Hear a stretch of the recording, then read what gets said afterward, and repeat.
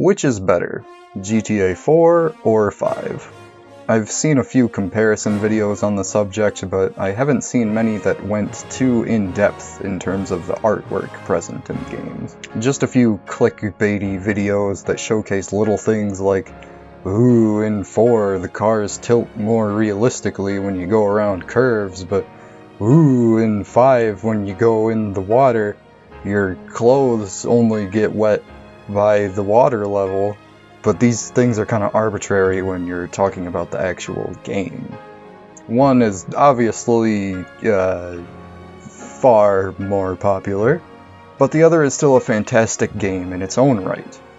So today I'm going to compare and contrast arguably the two best games in the Grand Theft Auto series.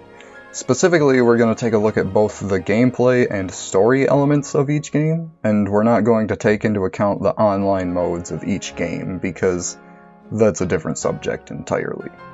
Also, I've never played the multiplayer of either of these games, so I can't judge them on that. Real professional. Gameplay-wise, the two games are pretty similar. All games in the GTA series are arguably very similar to each other. Run around, shoot stuff, drive different vehicles, shoot stuff while driving, and complete missions where you have to do specific combinations of driving and shooting. The formula hasn't changed too much. So what differentiates the two are the world and ultimately a bunch of smaller game design choices. Starting with the worlds, 4 had a reimagined Liberty City, and 5 had a reimagined Los Santos. Rotated 90 degrees. Clockwise. Kind of. 5 is a lot bigger than 4, but to me it felt like 5 was a lot less memorable. A lot of the city felt generic, like there weren't that many landmarks and there wasn't that big a difference in architecture. Plus, a lot of the map is wilderness, but you can't really do much there. There's races and you can go hunting, I guess? But to do those things, you still have to drive a few miles just to get there, which can be kind of boring and tedious. There's a few towns, but they don't offer anything special you can't already get in Los Santos, so the only reason to go out of the city, outside of missions, is to complete these few races and go looking for collectibles. 4, on the other hand, although a bit smaller, I felt was much more detailed. There is a clear difference in feeling between each section of the map. The east is where the player starts, and it feels like a worse area of the town. Like you live right under the train tracks and everything feels kind of squished together. The central area, Algonquin, is based on the Times Square type of areas, and therefore it feels much more wealthy and colorful. Alderney is a bit more spacious and industrial, while Bohan is perhaps the worst looking of each area. At the end of the day, just driving around a random section of map, I know where I am in Liberty City. Driving around a random section of Los Santos, I have no idea where I am. Give him a break! He's new in the country. I can see that. Did you walk here from 1985? Yeah. For all the little gameplay elements, I guess the most obvious is the cover shooting mechanic. 4 introduced cover shooting to the GTA series, and it definitely could have done better. Nico doesn't smoothly go around corners, and he gets stuck sometimes, and all the movements are kind of slow. Standing up to shoot behind cover moves your cursor, which will cause you to miss sometimes. Not to mention, when you reach the edge of a section of cover and you try to aim, the cursor wants to pull to the original position for a few seconds because, I don't know, it's clunky. GTA 5 fixed every possible issue anyone ever had with the shooting in 4. Locking onto and off of cover is quick and your cursor doesn't pull anywhere unnecessarily and you can walk around more easily, and the shooting in GTA 5 is perfect. 4 is not perfect. It's passable, but definitely clunky by today's standards. GTA 5 had all of the guns. Just all of them. 4 had very limited gun choice, but I still feel like they had at least one gun representing each type. You have at least one pistol, a submachine gun, a fully automatic rifle, rocket launcher, grenades, a melee weapon, etc., etc. GTA 5 has so many guns. It has like 1,000,000 guns, and it has like 5 of each type of gun, and then there's even more weapons beyond that. Like, there's a stun gun, and like a gas can, and really any type of toy you could ever want. It's ridiculous. Driving in 4 and 5 is different. I can't put my finger on it exactly, but 5 is much easier to control. Specifically, I think it's much easier to correct yourself if you start to lose control of the vehicle. 4 was going for a more real and immersive feel overall, so I think they tried to make their driving realistic as well. Once you get the hang of driving, it's not that bad. You just gotta learn to let off the gas sometimes and brake every once in a while, like you do in real life. And if you want to learn to drive like a crazy person, it is definitely possible, just much more difficult than 5. Because 5's driving is way easier. Rockstar heard the complaints from people about 4 and they said, okay, we'll make it a 1,000,000 times easier. And that's not a bad thing. It opens it up to a wider audience and makes it much easier to do cool driving maneuvers. I'm just pointing out that it's clear there were different intentions behind each of these games. 4 wanted to be more realistic, and 5 wanted to be a more carefree experience, where you can do whatever you want more easily. You know what I loved about 4? You could go into restaurants. Not only that, but you could also go into internet cafes, and bars, and bowling alleys, and your own house, and it was all done without a loading screen. Each building felt like it had a purpose, and you could stop in and have a burger to refill your health, or stop in and buy a new jacket. GTA 5 didn't have any loading screens when you were just free roaming either, but it limited the buildings you could go into a lot. You can only go into a select few types of buildings, and all the recreational activities are outside, so you never feel like you're going somewhere else. Furthermore, and this is more of a side note, because of the character switch mechanic, I never bothered buying different clothes, because when you switch to them, they're always wearing something else anyways. So why am I gonna bother customizing Franklin at the clothing store if he's just gonna be wearing something else the next time I switch characters? I'm not gonna drive back to the safe house, switch him back to the clothes I want him to be in, and then go do the mission. I'm just gonna do the mission. I don't care about his clothes. And one last thing I gotta mention. 4 had one of my favorite mechanics in GTA ever. And that is picking stuff up and throwing them at people. It serves literally no purpose except for one mission that teaches you this mechanic, but it's so much fun to just pick up garbage and throw it at people. Although to be fair, Bully did this first. GTA 5 doesn't have this, and it makes me sad. GTA 5 has been described as an exciting action movie, and I don't disagree with that. There certainly is a lot of action, lots of gunfights, lots of explosions, fast cars, airplanes. If this game had a lazier story, it could have passed as a really good Fast and Furious game. But they weren't lazy with the story. Instead of the usual single main character in Grand Theft Auto, you had 3 characters now, and their pasts and relationships with each other are what form the core of the story. Exactly. That's Trevor, my best friend. That's Franklin, the son I always wanted. Without spoiling too much, a few years ago, Michael, Trevor, and Brad robbed a bank. But the cops showed up and killed Brad, who was buried in place of Michael, so that Michael could go into a witness protection program sort of thing, because, spoiler alert, Someone must have fucking talked! fast forward to the present day, an impoverished young man named Franklin meets Michael and wants to learn the tricks of the criminal trade so that he can make some money for himself.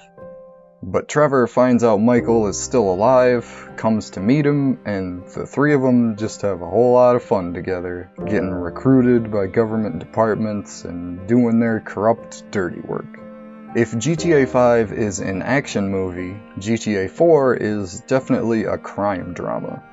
It's a slower, darker story that has a bit of action, but the main focus is definitely on the harsh realities of the criminal world and just what it can take to live the American dream. The game starts with Niko Bellic jumping off the boat to arrive in Liberty City, which is satirical New York. His cousin, Roman, meets him there, and the two live in the same tiny apartment for a little while. Roman has some gambling debts that he needs to clear up, so Niko tries to help his cousin out on that front. But in doing so, Niko gets involved in the American criminal world. As the game progresses, we learn that Niko has a few skeletons in his closet as well. To try to get what he wants, Niko goes from contact to contact around the city doing various missions, making allies, making enemies, and lots of senseless killing. And eventually you feel the weight of that. Not just Niko, but you as a player. Wonderful! You're here on some revenge mission for something that happened 10 years ago, and you don't care whose life you ruin in a way. No, Well, what? I don't know. Let's talk about secondary characters for a little while. In GTA 5, they were mostly handled with the Strangers and Freaks side missions. But as a result, all of these people feel over-satirized and cartoonish. In other words, they're very forgettable. With GTA 4's darker and more serious narrative, you get more serious and believable characters. Excluding Brucey, of course. You got characters like Roman, Little Jacob, Michelle, Vlad, Mikhail, Dimitri, and that's just the characters I got footage of after recording the first few hours of the game. Pretty much every character is interesting and believable in their own way, even if they are written in a satirical fashion. Oh my god. I just remembered Brucey had a brother and how those few missions shake out. Okay, Brucey is in with the serious characters again. In a dark corner, doing dark deeds. We're both players, my friend, players. VIP. For real, classy, but also sexy. GTA 5 has the three main characters, Franklin, Trevor, and Michael. But beyond that, I'm having trouble remembering any other characters. Jimmy was Michael's son. Then there's like Trisha? Lamar was a funny guy. Dwayne. I don't remember the FIB people's names, and I definitely don't remember any of the Strangers and Freaks. Like, there was the Marathon Girl, and the guy who skydives and stuff. The Weed Guy. I'm trying really hard here. What was Michael's wife's name? May? Tanya? I don't know. My point is that even though you may remember these side characters in GTA 5, they're not very relevant to the overall story. So one of the main differences between the two plots is the theme. GTA 4's theme revolves around the American dream in a modern society. Since Niko arrives in Liberty City the same time that the player does, you really feel for Niko in how he discovers and perceives the world. Right from the very first mission. Niko has heard from Roman that he has this really big taxi business and a really big mansion and a fancy sports car, but in reality, Roman has almost nothing. He's been lying the entire time. Okay, I'm an idiot, but you must admit, I have the best line in bullshit you ever heard. Yeah, this I know, asshole. While Roman is always optimistic about the future, Niko sees the reality of the situation that they are now both in. and his vision of America only declines from there. GTA 5's theme was friendship in a crazy way. I mean, I guess you could say the theme is government corruption and how it exerts its power over the people to get what it wants, but that only really shows up in the latter half of the game. You could argue that there are many different smaller themes in GTA 5, but none are as clear as GTA 4's. Having 3 characters is fine from a story perspective, but from a game perspective, I never really connected with any of the characters the same way that I connected with Nico. To make matters worse, the only character I thought was relatively interesting was Michael. We never really learn anything about Franklin, and that could be intentional. Keeping his backstory open could make him somewhat more relatable, sort of like a death of a salesman type of thing. But all in all, he's a relatively simple character. He just wants to make some money to get out of where he is. Trevor is kinda cool. He's got the lovable crazy thing going on. But again, there weren't that many deeper things going on. In the story, Trevor is sort of like a little kid who everyone is trying to keep calm so he doesn't throw a tantrum and kill everyone. Michael, I feel, is the actual main character of GTA 5. He's the most interesting and most well-developed of the 3. He has a very dysfunctional family that he is obviously not proud of, and all of his attempts to fix it and try to be a good father blow up in his face. All he knows is crime and killing, and although this game makes light of killing people in the main story, it's clear that his family sees the consequences of his actions. But he just can't help it. Michael, could you please stop murdering people? Michael, could you please stop endangering me and the both of your children? You kill people and then you sit in the sun and drink and feel guilty about it. That is not work. I don't see you complaining on the way to the fucking bank! Bottom line, and I realized this going back to record all of this footage, when I watch GTA 5's cutscenes, I'm entertained, and because of the satire, I laugh a bit.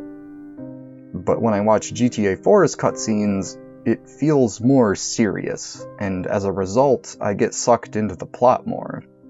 I know it's the reason some people dislike GTA 4, but I don't know. I love myself some drama. You're given a choice. Kill your best friend or die. What do you do? And there is no way out? Not now. Not after you killed Petrovic's son. You don't have any family. You could run. Wherever you go, people will find you if they want to badly enough. And for this they want blood. So, the point of this video is that I can't say that one is definitively better than the other. The 2 games were made for different purposes, and I hope I was able to convey that by talking about each game's strengths and weaknesses. In GTA 4, they wanted to do a really serious story with a very detailed and immersive game world. GTA 5 has a fun story, but it doesn't have much deeper meaning.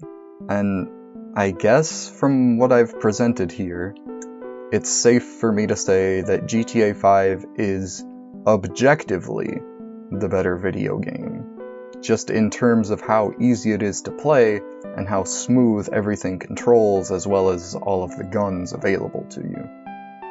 However, I believe GTA 4 is the better overall experience subjectively, because of its deeper story and more realistic gameplay elements. Because of this, I prefer GTA 4 over GTA 5.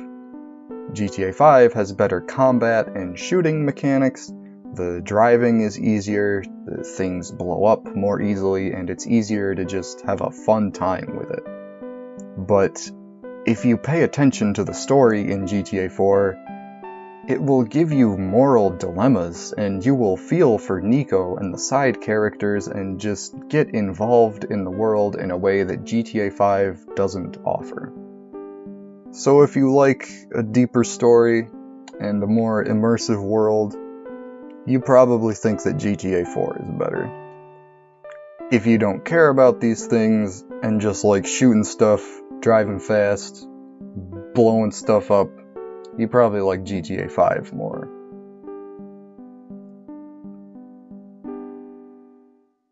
Well, that's the end of this video. Thank you for watching if you made it this far.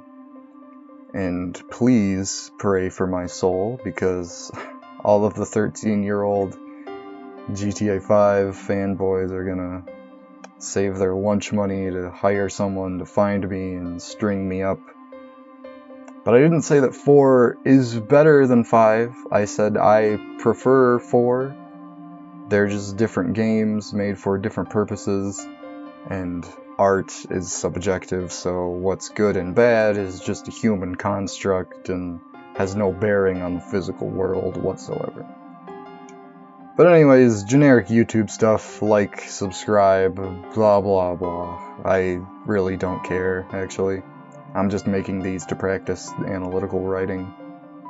But if you want to see more of my stuff, you can listen to me rant about Social Club, which is Rockstar's awful DRM service, and might be a reason, might be kind of a subconscious reason that I like GTA 4 more than GTA 5.